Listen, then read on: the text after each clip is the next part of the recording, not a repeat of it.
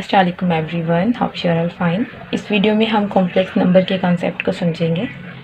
अब इसमें सबसे पहले जो है हमें ये पता होना चाहिए कि कॉम्प्लेक्स नंबर क्या है। हमें पता है कि आफ्टर द रियल नंबर जो है हमारे पास कॉम्प्लेक्स नंबर का कॉन्सेप्ट आया। कॉम्प्लेक्स नंबर की नीड क्यों है? अब इसके लिए ये है कि जो है सम इक्वेशंस हमारे पास ऐसी होती हैं। लेट सपोज मेरे पास एक इक्वेशन है x² + 1 = 0।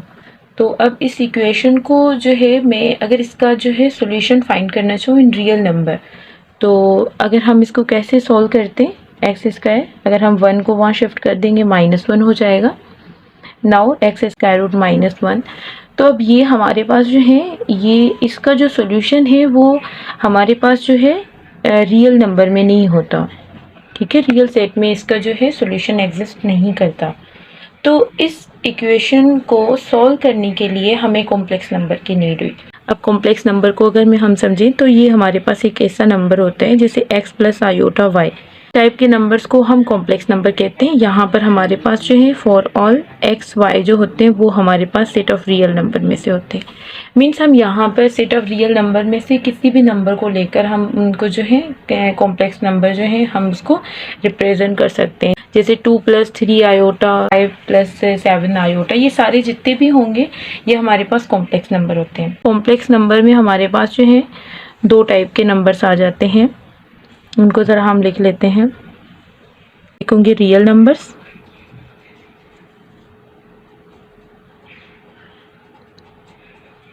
एंड दूसरा इसमें आ जाते हैं इमेजिनरी नंबर्स।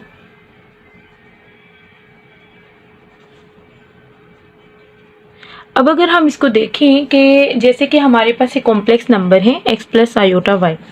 अब यहाँ पर हमारे पास 2 पार्ट होते हैं। 2 पार्ट कैसे? एक रियल पार्ट होता है, एक इमेजिनरी पार्ट होता है।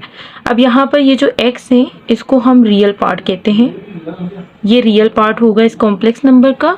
एंड यहाँ पर जो आयोटा के साथ है वो हमारे पास इमेजिनरी पार्ट होता है। मीन्स y को हम क्या कहेंगे? इमेजिनरी पार्ट कहेंगे।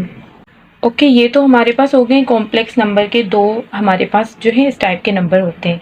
अब हम अगर फर्दर देखें तो हमें ये पता है कि जो हमारे पास रियल नंबर हैं उसमें हमारे पास 2 टाइप के नंबर होते हैं। हमारे पास 2 टाइप के कौन से नंबर होते हैं? हमें ये पता है कि इसमें हमारे पास रेशनल एंड इरेशनल नंबर आ जाते हैं। सेट ऑफ रियल नंबर होता है, यूनियन होता है, union of rational number and irrational number को रियल नंबर कहते हैं। तो यहाँ पर ये रियल सेट को हम इस तरह डिफाइन कर सकते हैं। तो यूनियन होगा, union of rational and irrational numbers को रियल नंबर कहा जाता है। तो हम इन दोनों को यहाँ पर लिख देते हैं। अब इरेशनल एंड रैशनल जो है वो हमें कॉन्सेप्ट पता है। रैशनल नंबर जो है हमारे पास वो नंबर होते हैं जिनको हम P/Q फॉर्म में लिखते हैं। जैसे कि मैं अगर यहाँ पर रेशनल नंबर का सेट लिखना चाहूँ तो रेशनल नंबर के सेट को Q से शो करते हैं हम। अब इसमें हमारे पास सारे P/Q फॉर्म के नंबर होते हैं।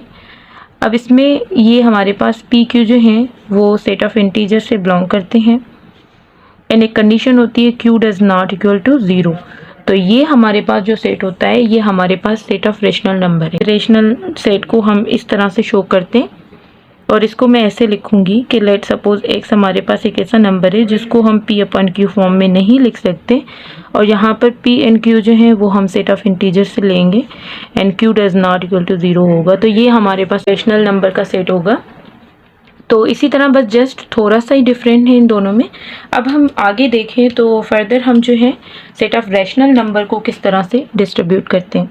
अब सेट ऑफ रैशनल नंबर का है टर्न कि उसको हम किस नंबर्स में इस तरह से डिस्ट्रीब्यूट करते हैं। सेट ऑफ रैशनल नंबर में हमारे पास जो नंबर्स आते हैं उसमें फर्स्ट ऑफ ऑल हमारे पास जो आता है वो आता है फ्रैक्शन एंड रैशनल में दूसरा आता है इंटीजर। तो ये 2 टाइप्स के जो हैं इसमें हमारे पास जो है रैशनल में आते हैं। फ्रैक्शन एंड इंटीजर जो है ये दोनों इसमें आ जाते हैं। जैसे कि हमने प्रीवियस वीडियोस में भी बताया कि फ्रैक्शन के हमारे पास 2 फर्दर टाइप्स होते हैं। फ्रैक्शन के 2 टाइप्स कौन से होंगे? एक कॉमन फ्रैक्शन होगा, एक डेसिमल फ्रैक्शन होगा। यहाँ पर लिख लेते हैं हम। तो ये 2 टाइप्स होते हैं इसके फ्रैक्शन के। कॉमन फ्रैक्शन जो है वो हमारे पास इज लाइक रेशनल नंबर ही होता है।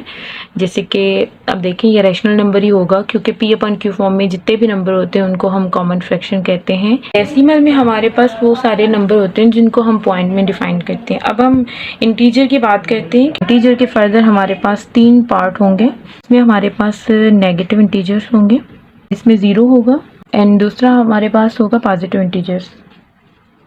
सेट ऑफ इंटीजर को अगर हम यहाँ पर लिखना चाहें तो ये सेट ऑफ इंटीजर को Z से भी शो करते हैं और कुछ बुक्स में जो है इसको I से भी शो किया जाता है। तो यहाँ पर मैं Z से इसको जो है डिनोट कर रही हूँ। अब इसमें हमारे पास है 0 है, +-1, +-2, +-3 एंड सो ऑन। ये सारे नंबर्स जो हैं इसमें आ जाते हैं। अब इसमें हमारे पास एक तो 0 भी है, पॉजिटिव इंटीजर्स भी होते हैं, नेगेटिव इंटीजर्स भी होते हैं। अगर हम इसको जो है लाइन पे रिप्रेजेंट करें तो इसको इस तरह से रिप्रेजेंट किया जाता है लाइन पे। जैसे दरमियान में 0 होगा, यहाँ पर ऑल पॉजिटिव नंबर्स होते हैं और लेफ़्ट साइड पे ऑल नेगेटिव नंबर्स होंगे। अब इसमें से अगर हम देखें तो ये हमारे पास जो सेट ऑफ इंटीजर है ना, ये पूरा यही है कि इसमें हमारे पास ये जो जितने होंगे 1 से ऑनवर्ड, मतलब जितने भी नंबर्स हैं वो हमारे पास पॉजिटिव इंटीजर कहलाते हैं। एंड ये 0 भी इसमें इंक्लूड होगा, एंड ये जितने भी होंगे -1, -2 एंड सो ऑन, तो ये सारे जो हैं हमारे पास नेगेटिव इंटीजर्स होते हैं। ये थे हमारे पास कुछ कॉम्प्लेक्स नंबर के बेसिक कॉन्सेप्ट के कॉम्प्लेक्स नंबर का जो है हमें कॉन्सेप्ट कैसे आया, तो इसको हमने देख लिया कॉम्प्लेक्स नंबर को इसमें। ठीक है, तो फर्दर हम फिर नेक्स्ट वीडियो में प्रॉपर्टीज़ देखेंगे, कॉम्प्लेक्स नंबर पे ऑपरेशन कैसे अप्लाई करेंगे, उन सबको देखेंगे। अगर अब तक आपने हमारे यूट्यूब चैनल को सब्सक्राइब नहीं किया है तो काइंडली सब्सक्राइब कर लें एंड लाइक एंड शेयर करना ना भूलें। ओके, अल्लाह हाफिज़।